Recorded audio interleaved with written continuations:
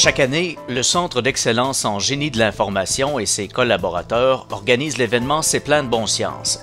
Il s'agit d'un festival scientifique d'art et de vulgarisation qui propose des images inédites, inusitées et surprenantes, toutes issues de la recherche scientifique.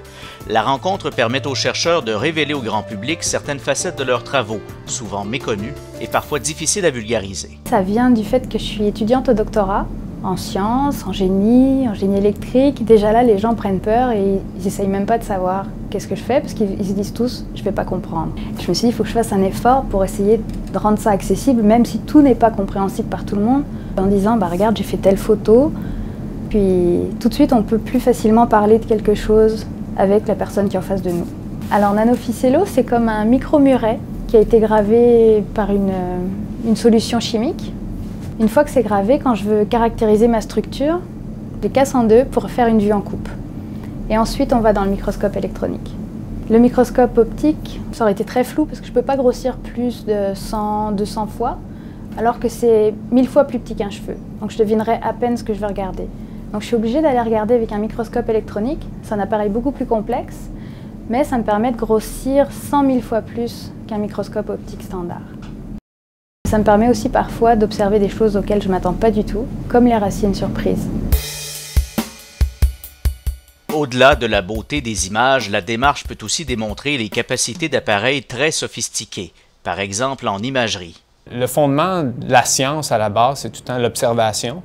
Puis on bâtit des machines qui nous permettent d'observer finalement des phénomènes pour vérifier nos théories. On dit TDM pour tomodensitométrie, ça c'est le type d'image que j'ai fait.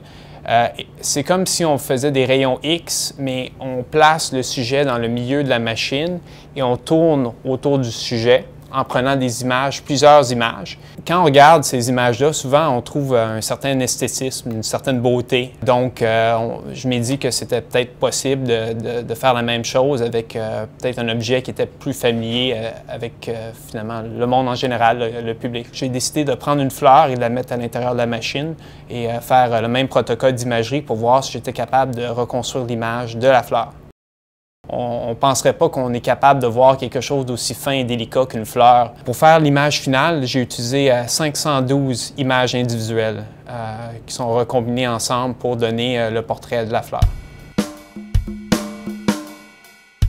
On peut aussi créer des œuvres d'art très colorées qui dévoilent la face cachée des puces d'ordinateur. Pendant le cours de l'année, en travaillant justement dans les salles blanches sur mes échantillons, plusieurs fois je me rendais compte que les photos que je faisais ou les situations dans lesquelles je me retrouvais pouvaient donner lieu à une image artistique qui pourrait permettre aussi de transmettre le savoir qu'on a d'une manière un peu plus vulgarisée. Dans le cadre de notre projet, il y a un partenaire industriel qui nous fournit des gaufres de circuit CMOS.